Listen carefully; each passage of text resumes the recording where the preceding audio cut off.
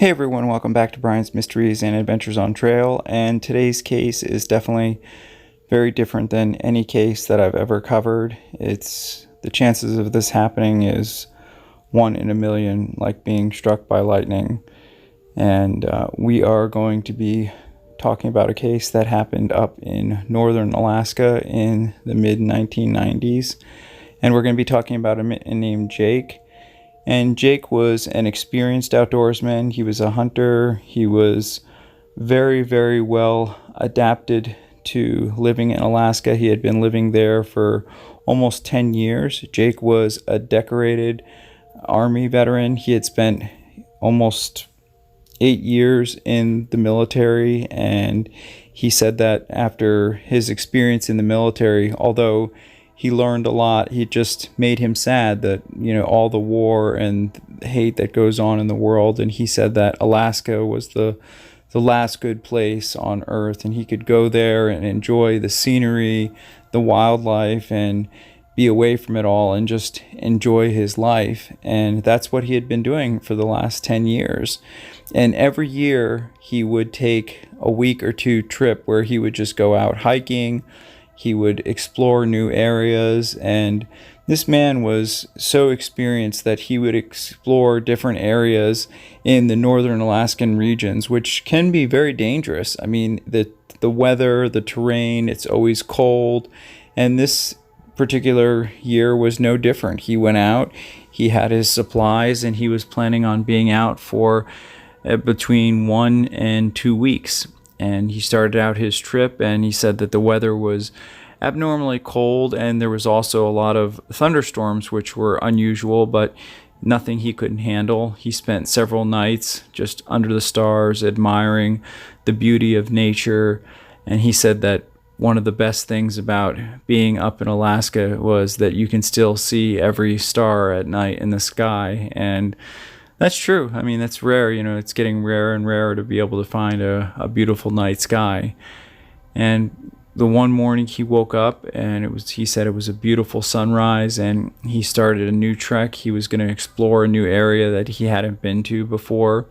And he always brought with him his dog, which was a Siberian Husky, a dog that is suited for this kind of conditions. And he said his dog was highly intelligent. He always could find different things, and Jake was always out there willing to take pictures of the northern lights. He said that taking pictures of the northern lights and sharing them with the world was his way of showing people beauty in the world, and hopefully that people seeing this beauty would make them think that there's other things better than war and things that are beautiful out there to experience. And he captured some amazing shots of the northern lights. Personally, I've never been able to see them myself, but as you can see, they are absolutely beautiful, and he captured some absolutely wonderful images. And every year he went out there and did this and slept out under the stars and in the cold and snow, and he loved it. He said it was one of his favorite things in the whole world, and he said that really there was nothing that could ever beat it. And the next morning he woke up, and he was also an experienced tracker, and he noticed that there were other footprints in the area, and he just assumed that it was hikers or hunters, which was what's common. People in Alaska up into different areas go hunting and that kind of thing. And he said this particular day it started snowing heavier, and what he did was he pitched his tent, and he just took it easy that day, just wrote in his journal, wrote about the first few nights of his experiences and how beautiful the northern lights were. And he also noted that he remembered a night that he had been in the Army when it was a terrible, terrible storm, and there were just bombs and stuff exploding all over. And he said that he just can't imagine why anybody would have chose that life, and he still questioned himself why he chose that life, but he was happy to serve his country, and I bless him and thank him for his service as well. And this next day he went into this area where there were a bunch of trees where they were sort of where the tree line should have stopped, and he decided to explore sort of a northern part of this region, which was heavily dense. It was very snowy. It was very rocky. It was very mountainous. And this was above the tree line. And he knew that it was dangerous, but he had done these kind of things before. So he kept on. He kept on going. But he had this like underlying feeling. He said that he couldn't understand what it was, but he felt that there was just something that was going to happen. He didn't know what. The weather was getting worse. It was snowing a lot more, but he pressed on. And his main goal was to get to this one point, and then he was going to turn around and head back home. And still to this day, he doesn't understand why he did this, but he just decided to explore a little bit further north. And his dog seemed to be going in that direction, and he thought, well, maybe there's something up there. Maybe there's a new site or something I haven't seen. So he went a few miles further north than what he was planning on doing. And when he did this, he came upon this very mountainous area that was iced over, and the wind was blowing, and his dog kind of went around the side of the mountain, and he, of course, went after the dog. And when he came across, when he found the dog was standing there, sitting there, kind of pointing at this area. And what the dog was looking at was a frozen human being next to this tree that was literally frozen in time. It looked like she had just passed the day before, because when a body freezes, they are preserved. And he, of course, had no idea what had happened. And as he approached her, he could tell it was a female, and she had written a note.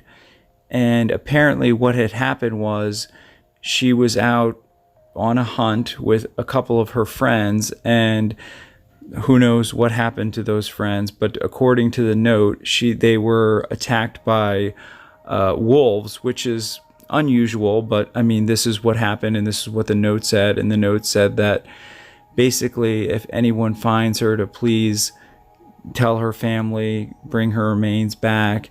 And what had happened was she had managed to fend off these wolves, but in the process, she had broken her legs and suffered injuries that made it impossible for her to move any further, and subsequently she had frozen to death. And because of how north they were and the area, she had been frozen there for that many years, and according to the note, it was over 8 years. So it looked like she was just frozen there the day before, because when a body freezes, when it remains frozen, that's just how it will look. And of course, he was absolutely horrified. He was shocked. He was confused. He was upset, and he didn't know what he was going to do. He knew that he had to get her off the mountain, but he knew that he couldn't do it himself.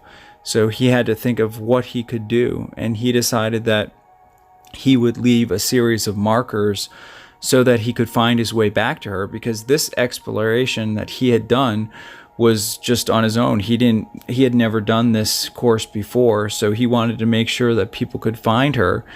So he got back to town, not to town, but to his residence. He contacted the local authorities. They sent out search teams on foot, on snowmobiles. The snowmobiles ended up getting stuck. The people on foot weren't able to make it. They finally had to send out a special helicopter that was able to pinpoint her location, and they were able to finally find her, and they were able to remove her remains and bring her back to the main town and do an autopsy and do a proper burial and let her family know what had happened. And Jake was so beat up by this. Even though he had helped give this family closure, he just couldn't get the image out of his mind, and he realized that he had been secluding himself up in Alaska, and he was just torn up by this. And he decided to change his life at that point. He moved out of Alaska, and he moved down back into the lower 48 and reconnected with his family. And of course, he told them this story, and of course the family of the woman that he found was ever grateful. And it's just one of those stories that is unbelievable. And this man went through everything to make sure that she was brought home to her family so that she could get a proper burial. And the whole story is just so emotional, and my heart goes out to Jake and his family and the family of this woman. And he asked me not to disclose that information for confidentiality reasons, but I just think that Jake is a true American hero for his service in the United States Army and for helping bring this woman home after 8 years of their family not knowing, after this mystery, and for bringing them some closure and being able to give her a proper burial. And the only other thing that Jake found out that was she was part of a 4-person team that was out doing research. They were highly skilled. They don't know why this happened or what happened. They do know that they had one of the members did have a weapon, but unfortunately the other ones that were in the group still have yet to be found. And Jake gives him some solace that he was at least able to bring her home to her family and give them some answers and some closure. I can't imagine what he went through, what he's going through, and all the families of the people that are still missing and the family of the woman that was found. My thoughts and prayers go out to all of them and wishing them that their loved ones will be found, and thanking Jake for his service and for helping bringing this woman home to her family.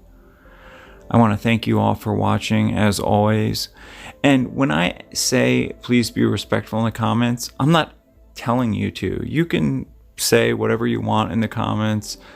It's just I'm asking you nicely, because if you have a family member or a loved one who is lost and missing, and people say nasty things in the comments about the people that are missing, it's just not a nice thing. I don't care if you bash me, that's fine. I have a thick skin.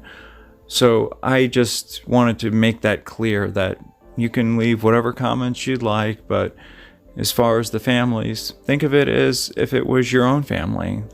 So when I say that, I'm not looking out for myself. I'm looking out for the families and the people that are going through these tragedies, and I can't imagine what it is like, and that's all I'm saying.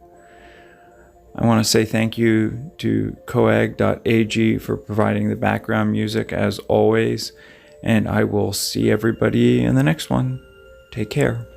Hey everyone, thanks for sticking with me till the end. As you know, most of you know, I have a broken foot, so I haven't been able to get to my P.O. box as much, but I just got a bunch of cards and letters, and I just wanted to say thank you to all of you for sending me those wonderful cards and letters. And Donna Dalton, if you're listening, I sent you a Christmas card, but for some reason it got returned to me, so I'm sorry about that.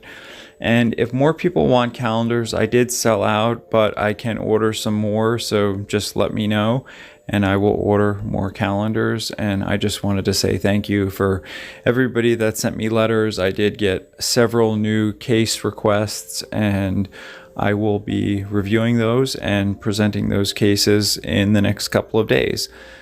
I hope everyone's having a great week, and I just wanted to say thank you again for everybody. I was always being so supportive and just following along and being a part of the team. Thank you.